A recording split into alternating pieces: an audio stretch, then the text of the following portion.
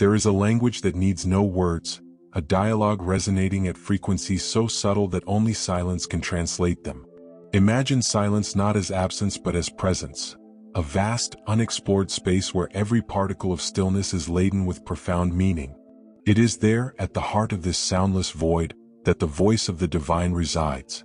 Our modern world, restless and hurried, turns life into a constant whirlwind of noise. We feel compelled to run, produce, and speak incessantly.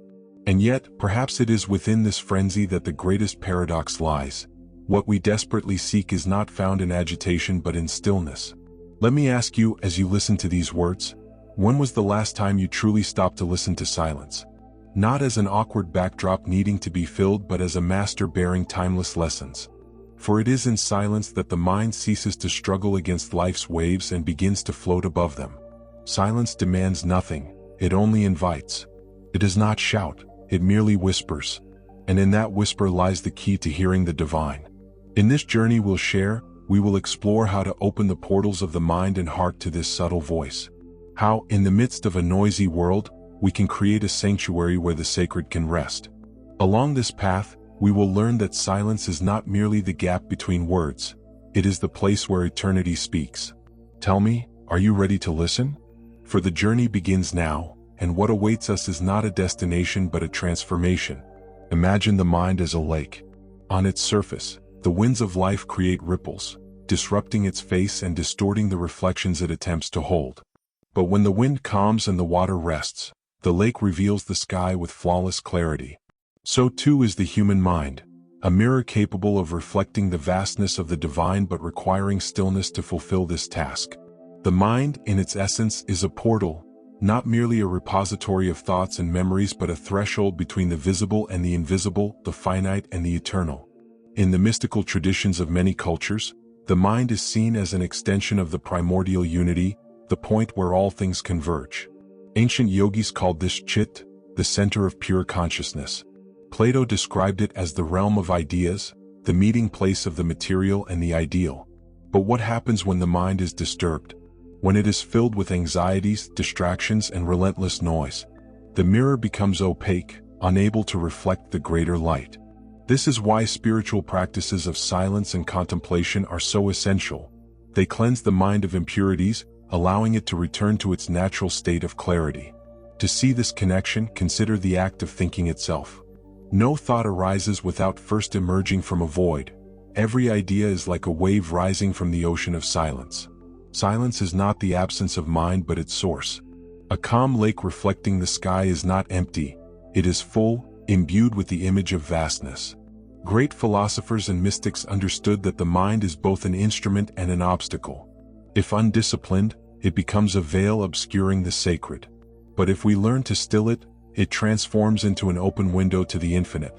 So I ask you, what is your mind reflecting right now? Is it a mirror distorted by internal storms or a serene lake ready to receive the light? For to hear the voice of the divine, we must first prepare the mind, silence the inner noise and let the reflection of eternity reveal itself. There are moments when the mind, with all its logic and reasoning, bows before something greater, something that cannot be explained, only felt. It is in these moments that intuition, the silent language of the divine, emerges. It is the invisible thread connecting the human soul to the fabric of the universe, a sacred whisper guiding us beyond the reach of reason. Intuition is not mere instinct or guesswork. It is deeper, more intimate. Henri Bergson, a philosopher of modernity, described intuition as the ability to penetrate directly into the heart of reality without the mediation of words or concepts. It is as if, for a brief moment, the curtain separating the material from the spiritual world is drawn back, allowing us to see clearly what is usually hidden. Think of the times you've made a decision without knowing exactly why but with the certainty it was the right path. Or the moments when an answer arrived effortlessly, like a light switched on in a dark room. These are the whispers of intuition, the echo of something greater speaking within you. In spiritual practices, intuition is cultivated as a means of direct communication with the divine. The Sufis call it irfan, the experiential and direct knowledge of God. For Christian mystics, it is grace descending from above, illuminating the heart. Across traditions, it is seen as a gift, but one that requires receptivity. And it is in silence that this receptivity is nurtured. Intuition arises when the mind quiets, when we stop trying to control life with the grip of intellect and simply allow truth to reveal itself. It is like watching a sunrise. You cannot rush it or capture it, you can only be present to witness its light. But intuition is not merely a personal experience. It is also a bridge connecting us to the collective, to the sacred permeating all things. When we listen to intuition, we hear the same voice that guided prophets, poets, and visionaries throughout time. It is the universal language that transcends borders and religions, uniting us in the mystery of the divine. So I ask, have you heard this voice?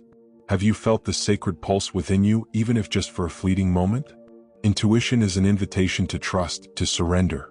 It is the invisible hand guiding us to where words cannot reach, to where silence becomes revelation. Inner silence is not emptiness but a fertile field where the seeds of the sacred germinate. It is in silence that the soil of the soul is prepared, where the distractions of modern life are swept away like leaves in the wind, and where the essence of the divine finds space to bloom. This silence is not imposed but earned. It is not an absence of sound but the presence of a living, vibrant stillness brimming with meaning. The spiritual traditions of humanity, so diverse in form, converge in their reverence for silence. In contemplative Christianity, monks seek silence to hear the still small voice speaking within the depths of the soul. Zen Buddhism teaches that the silence of the mind is the path to enlightenment, the satori that transcends the dualities of the world. Even Heidegger, in his dense and often abstract philosophy, saw silence as the dwelling place where being reveals itself fully. Silence, however, is not something we simply stumble upon. It must be cultivated like a garden. First, we must clear the debris, the incessant thoughts, trivial worries, and external noises polluting our perception. Then we must nourish the soil with practices of attention and presence. Meditation, prayer, contemplation. These are tools to help prepare the inner field. But silence is not just an individual practice. It is a state of communion. In silence, we discover that we are not alone, that there is something or someone who fills that space with an eternal, loving presence. It is in this fertile ground that the divine sows wisdom, peace, and light. Imagine an inner temple within you, a sacred space accessible only when the world's noise is set aside. Each time you choose silence, it is as though you enter that temple and light a candle. The light of this candle not only illuminates the space around you, it also lights the path to the sacred. And here lies the paradox. By seeking inner silence, you are not fleeing the world but embracing it in its entirety. Silence is not isolation, it is integration. It is the space where duality dissolves, where the mind and heart meet, where the human and the divine merge. So I ask you, how is the soil within you? Is it ready to receive the seeds of the divine, or does it still need to be carefully cultivated with attention and care? Remember, silence is not an end in itself but a portal. And by crossing it, you will not find emptiness but fullness. The divine is not confined to sacred texts, altars, or cathedrals. It dances in the leaves swaying in the wind, whispers in the waves of the sea, and gleams in the sparkle of a dewdrop at dawn. Nature is the oldest of temples, and every stone, every tree, every being is a silent witness to the divine's presence. Spinoza, the philosopher who saw God in all things, described nature as a living expression of the sacred, an eternal and infinite manifestation of divine essence. There is a purity in contemplating nature that transcends words.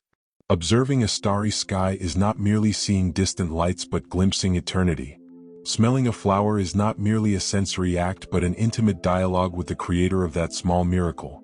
Every detail of creation is a divine signature, a reminder that the sacred permeates even the most mundane moments. And if we look closer, we see that this connection is not limited to the grandiose or the extraordinary. It lies in simplicity, in the steam rising from a cup of tea, the warmth of the sun on your skin, the smile of a stranger crossing your path. The divine does not demand pomp or spectacle. It reveals itself in the small things to those who have eyes to see and ears to hear. Philosophy teaches us that contemplating nature is, in itself, a spiritual act. For the ancient Stoics, living in harmony with nature was living in tune with the divine reason that governs the cosmos. For Thoreau, in his Solitude by Walden Pond, nature was the truest companion and a portal to the eternal. These voices echo a call to find God. Simply look around, and within yourself. Contemplating the ordinary as sacred is perhaps the greatest challenge of modern life, which accustoms us to rush and consume without noticing the beauty surrounding us. But when we slow down, when we look closely, the miracle of the present moment reveals itself. The rain falling is not just water, it is life renewing itself. The light streaming through the window is not merely physical, it is the gentle touch of something much greater. So I ask you, can you see the divine in what is ordinary? Can you hear its voice in the song of a bird, the sigh of the wind, the silence between your heartbeats? For it is in the humility of these experiences that the greatest truth lies. The divine is not distant. It is here now in everything. The human heart is more than a beating organ. It is a sanctuary. Within it resides the home of emotions, and these emotions connect us to what is deepest, truest. The heart does not speak the language of reason. It communicates in whispers and sensations, in love, compassion, and gratitude. In doing so, it becomes the place where the sacred reveals itself most intensely. Pascal, in his immortal work, said, "The heart has reasons that reason does not know." In this phrase he captured an essential mystery. There is an emotional wisdom that transcends intellect, a truth that can only be felt, not explained. Spinoza also reminds us that positive emotions like love bring us closer to the divine, as they are expressions of God's very essence. To feel love in its purest form is to touch the eternal. But the heart is not merely a tool for spiritual connection. It is a space where the divine manifests directly. When we feel love for another being, we are participating in a movement greater than ourselves. Love is a force that transcends us, a river flowing from the center of the universe through our souls, leaving behind the reflection of eternity. Consider, for instance, moments when you were overwhelmed by inexplicable gratitude, perhaps upon seeing a loved one's face, feeling the cool breeze on a hot day, or contemplating the simplicity of an ordinary moment. That gratitude is more than an emotion, it is a prayer. It is the heart recognizing its connection to the divine. Spiritual traditions have always pointed to the heart as the place where the sacred becomes tangible. Sufis speak of the qalb, the spiritual heart, purified by divine love. Christian mystics describe the heart as God's throne within the human being. Even the most secular philosophies acknowledge that emotions are the thread connecting us to transcendence, to what lies beyond thought. But just as the mind must be stilled to reflect the divine, the heart must be opened. A closed heart, hardened by fear or resentment, becomes barren soil incapable of sustaining spiritual life. Opening the heart is an act of courage, for it requires vulnerability. Yet it is in this openness that we find the sacred. And you? What does your heart hold? Is it full of love and gratitude, or does it need to be freed from burdens that imprison it? Remember, the heart is a bridge. And by crossing it, you will not only find others but also the divine dwelling in all things. When souls gather in search of the divine, something extraordinary happens. It is as if each heart were a flame, and together these flames create a fire that illuminates far beyond the reach of any single light. Collective spirituality not only amplifies the sacred but reveals that, in essence, we are threads of the same web, parts of the same whole. Teilhard de Chardin, in his revolutionary vision, described humanity as a spiritual organism in evolution, a cosmic Christ where individual and collective destinies intertwine. For him, group prayer and meditation were not merely religious practices but acts that accelerated humanity's ascension toward the divine. When we unite to seek the sacred, we transcend the limitations of individuality and connect with the eternal current of existence. Think of the impact of a choir singing in harmony, voices intertwining to create something greater than any single one could alone. Or the palpable energy in a room where dozens of people meditate together, their breaths synchronized like waves in a single ocean. It is not just the strength of numbers that matters but the quality of this connection, the shared intention to seek something beyond the visible. This collective communication is not only among the people present, it also reaches higher dimensions, connecting the finite with the infinite. In a circle of prayer or group meditation, each participant becomes both a receiver and transmitter of divine energy. There is something mysterious and powerful in this gathering. It is as if each individual voice is elevated to a frequency accessible only in communion. Even outside explicitly spiritual contexts, collectivity awakens the sacred. A demonstration of solidarity, a collective act of compassion, or a moment when multitudes unite in silence to honor something greater.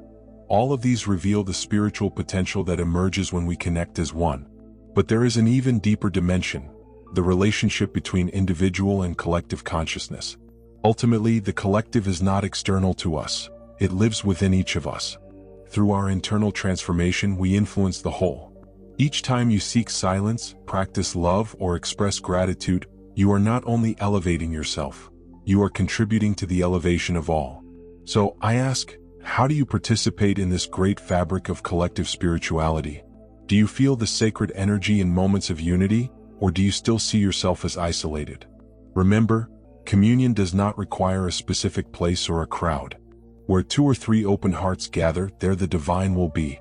Throughout this journey, we have plunged into deep waters, contemplating the silence that speaks, the mind that reflects the eternal, the intuition that guides us beyond reason, and the heart that opens as a living altar to the sacred. We have explored how the divine inhabits not only the great mysteries of the cosmos but also the small wonders of daily life. We have discovered that connection with the sacred is not a distant path but a reality pulsing in every moment, ready to be touched by those who choose to listen. Modern life challenges us to find this silence, to cultivate an inner space where the divine can manifest. But as we have seen, silence is not a luxury. It is a spiritual necessity, the soil where we grow toward the light. It allows us to hear not only the voice of the divine but also our own essence, the truth dwelling in our deepest being. Remember, there is no single path to this connection. Whether through contemplating nature, listening to emotions, practicing silence, or communing with other seekers, the sacred will always find a way to reveal itself to you, as long as you are willing to welcome it. Now, I invite you, carry this reflection into your life. Set aside moments for pause, introspection, and listening. Allow yourself to quiet not only the world around you but also the inner whirlwind. Observe the divine in simplicity, in the movement of clouds, the warmth of a friend's hand, the steady rhythm of your breath. And in doing so, know that you are partaking in something much greater, an eternal dialogue between the human and the divine. May this message be a seed planted in your heart, ready to bloom in moments of light. May you find the sacred not only in lofty places but in every aspect of your life. And before we close, one final request. If these words resonated with you, like this video and subscribe to the channel. Every interaction is a way to spread this message, touch more hearts, and build this community of reflection and spiritual seeking together. Gratitude for being here, for listening, and for sharing in this journey. May your quest for the sacred always be illuminated and rich with discovery.